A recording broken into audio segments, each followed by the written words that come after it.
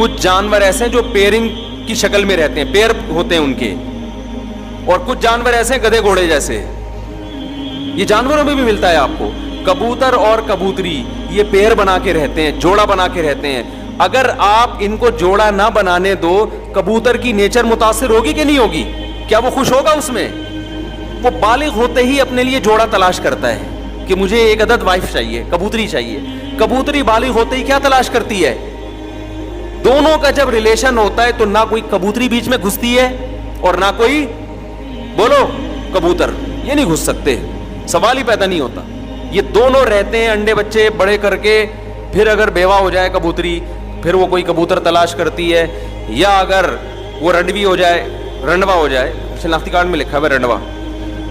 بھائی سے ہم نے سیکھا ہے, بھائی ہمارے کوئی ایسا کوئی باپ دادا سے کوئی ایسے الفاظ ہمیں وراثت میں نہیں ملے. شناختی کارڈ میں جب بھی آپ فارم فل کرو نا تو پوچھا جاتا ہے اگر آپ خاتون ہیں تو بیمہ ہیں, اگر آدمی ہے تو رنڈوا ہے کہ نہیں ہے. تو میں نے پہلے سوچا یار یہ تو بہت بڑی گالی دے رہے ہیں ہم لوگوں کو, یہ کیا کہہ رہے ہیں.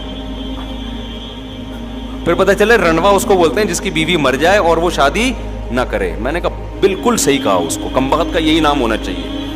جو بیوی کے بغیر زندگی گزارے وہ رنڈوا ہی اچھا ہے. میں نے کہا یہ نادرا والوں نے زندگی میں ایک کام بڑا خاندانی کیا, اس کو جو رنڈوا کا لقب دیا ہے نا. کیونکہ آپ اگر بیوی مر گئی اور آپ پھر بھی بیوی کے بغیر ہیں تو یہ اس کے آپ کے خاندانی ہونے کی دلیل نہیں ہے, یہ اس کی علامت ہے کہ آپ کو خاندانی آدمی نہیں ہو. اللہ یہ کہ ایج زیادہ ہو جائے تو ایک الگ بات ہے. جوان آدمی بیوی کے بغیر شریف بھی ہو, بیوی کے بغیر بھی رہے, تھوڑا کسی پہ میں الزام نہیں لگا رہا لیکن یہ تھوڑا مشکل کام ہے. تو خیر پیرنگ کی شکل میں رہتے ہیں. مچھلیاں پیر بنا کے, بہت سی مچھلیاں, بہت سے جانور ایسے ہیں. اکثر جو تمیز کے جانور ہوتے ہیں نا وہ پیر بنا کے رہتے ہیں, پھر وہ اپنے بچوں کی پرورش کرتے ہیں. پینگوئن کا آپ نے سنا ہوگا, وہ پیر بنا کے رہتا ہے. تو اللہ تعالیٰ نے انسان کو اشرف المخلوقات بنایا.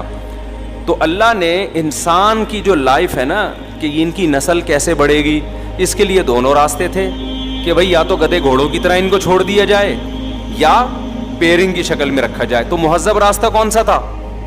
پیر بنا کے. تو اللہ نے انسان کی فطرت کیا بنا دی؟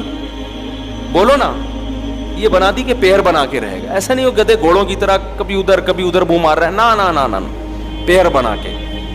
تو تہذیب نکاح میں ہے اور زنا کیا ہے؟ بد تہذیبی. بد تہذیبی میں سکون نہیں ہے. چند مثالیں دے کے بات سمجھا کے جلدی سے بات کو سمیٹتا ہوں میں. دیکھو بے لباسی میں سکون ہے یا لباس میں ہے؟ ننگے پتنگے گھومتے رہو آپ, حالانکہ آزادی بے لباس ہونے میں. آپ کو یار کیا تکلف, صبح اٹھ کے پینٹ استری کر رہے ہیں, شلوار پہ ناڑا ڈال رہے ہیں, کیا مصیبت ہے. گورا دیکھو کتنا آزاد, کتنا آزاد ہے. گوروں کے اتنے وہ بھی نہیں ہے لیکن ہو رہے ہیں آہستہ آہستہ. کتنے آزاد ہیں, کوئی تکلف ہی نہیں ہے. ٹھیک ہے آزادی اور سکون اسی میں ہے کہ لباس کی ٹینشن ختم کر دو, لیکن یہ سکون 2 دن کا ہے. حقیقت میں آپ اس سے کیا ہو جاؤ گے؟ بے سکون. کچھ ٹینشنیں ایسی ہیں جو وقتی ٹینشن ہے لیکن ہمیں بڑی ٹینشن سے بچاتی ہے. لباس انسان کی نیچر ہے, فطرت ہے. لباس میں جو سکون ملتا ہے وہ بے لباسی میں نہیں ملتا, یہ نیچر ہے. بتاؤ نہانا ٹینشن ہے یا نہائے بغیر زندگی گزارنا؟ وقتی ٹینشن تو نہانے میں ہے یا نہیں ہے؟ آپ کو غسل خانے میں جانا پڑتا ہے, شاور کھولنا پڑتا ہے, نہانا پڑتا ہے, صابن وابن شیمپو استعمال کرنا, پھر سردی ہے تو گرم پانی, پھر تولیے سے آپ نے پوچھا, پھر آپ گھر سے پوچھنے کے بعد نکلے. یہ ساری ٹینشن ہے نا. آزادی تو اس میں یار اس ٹینشن سے اپنے آپ کو بچاؤ یار, چھوڑو یار نہانا وہانا, گندے میلے کچیلے رہو. لیکن میلا کچیلا رہنا چونکہ بد تہذیبی ہے, لہذا اس میں وقتی طور پر تو آپ کو فائدہ ہوگا کہ آپ نہانے کی ٹینشن سے بچ رہے ہیں, لیکن اس چھوٹی سی ٹینشن سے بچنے کے بعد آپ بڑی ٹینشن میں آ جاؤ, سکون نہیں ملے گا. آپ نہا دھو کے جب تیار ہوتے ہیں, صاف ستھرے لباس پہنتے ہیں, ایسا سکون انسان کو ملتا ہے نا, ایک عجیب سی فیلنگ ہوتی ہے, اس کی فیلنگ ساری چینج ہو جاتی ہیں اس کی. وجہ کیا ہے کہ نہانا اور اچھا لباس پہنا, اس کا تعلق کس سے ہے؟ تہذیب سے. جو بھی تہذیب والی زندگی ہوگی نا, وقتی ٹینشن ہوگی لیکن اس کے اثرات کیا ہوں گے؟ سکون والے ہوں گے. تو اسی طرح یاد رکھو یہ جو گرل فرینڈ کا سیٹ اپ ہے نا, ادھر فلانی لڑکی کو پٹا لیا, اس سے دوستی کر لی, اس سے زنا کیا, اس لڑکی نے بھی آپ سے زنا کیا, اور پھر بعد میں میوچل انڈرسٹینڈنگ سے شادی بھی کر لی. یہ بھی ہو رہا ہے بعض دفعہ, 10 سال کر. نا نا نا نا, دماغ سے نکال دو کہ آپ کو وہ سکون ملے گا جو ایک ایسے آدمی کو بیوی بنانے کی, بیوی جب بناتا ہے جس نے عورت سے اپنے آپ کو بچا کے رکھا. اس کی زندگی میں پہلی عورت وہ آتی ہے جو اس کی بیوی بن کے آئے. خدا کی قسم, اس کے جو جذبات اور اس کے گھر بسانے کا جذبہ اور اس میں جو بیوی سے محبت, اسی طرح وہ عورت جس کی زندگی میں پہلا مرد آیا ہو, شوہر بن کے آیا ہو, ان دونوں میں جو آپس میں ریلیشن ہوتا ہے, گرل فرینڈ بوائے فرینڈ میں منہ مارنے والے کتے بلی کی طرح, گدے گھوڑوں کی طرح, وہ اس سکون اور اس لائف کا, اس تہذیب کا تصور کر ہی نہیں سکتے. وہ میں تبھی کہتا ہوں خدا کی قسم, ان کی لائف میں جو مولوی یا مولویوں جیسے ہوں, میں 2 نمبر مولویوں کی بات نہیں کر رہا, پھر فوراً لوگ کہتے ہیں یہ مولوی دیکھو یہ کیا کر رہا ہے, یہ مولوی دیکھو. بھائی میں 1 نمبروں کی بات کر رہا ہوں. ان کی زندگیوں میں جو سکون ہوتا ہے گھریلو لائف میں, بیوی سے محبت, بچوں سے ان کو محبت ملتی ہے, وہ سکون ایک عام آدمی اس کا تصور نہیں کر سکتا. ہم نے اپنے والد کو بچپن سے دیکھا نا, ہمیں پتا تھا ہمارے والد کوئی غیر اخلاقی سرگرمیوں میں نہیں ہے. ہمیں اپنے باپ سے بڑی عقیدت تھی, بڑی محبت تھی. یاد ہے, اچھا ہم نے اپنے والد کو بچپن سے دیکھا, نماز پڑھتے ہیں, تلاوت کرتے ہیں, روزانہ جب گھر آتے تھے نہاتے تھے, اتنی خوبصورت ان کی بڑی داڑھی تھی, چہرے پہ ایک رونق تھی, تہجد کے لیے اٹھ کے لمبی دعا مانگا کرتے تھے. بتاؤ بیٹا, جب باپ میں یہ صفات دیکھے گا, اس کو جو باپ سے محبت ہوگی, ایک عام آدمی کو اپنے لبرل باپ سے ایسی محبت ہو سکتی ہے؟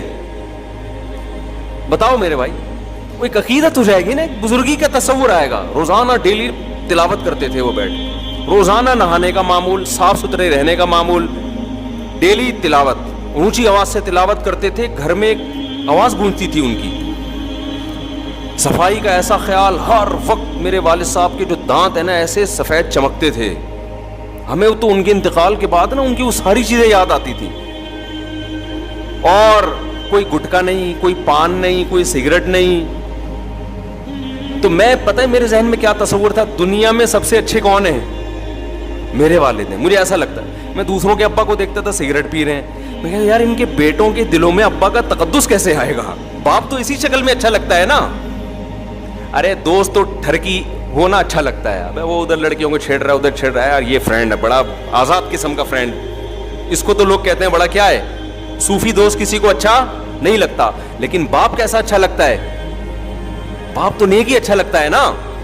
تو ہم دیکھتے تھے ایسی نماز کی پابندی کرتے ہیں, ایسی تلاوت کی پابندی, کوئی غیر اخلاقی سرگرمیوں میں نہیں. کبھی کوئی گھنٹی کی شکایت آئی ہو محلے سے, کیا ہے بھائی.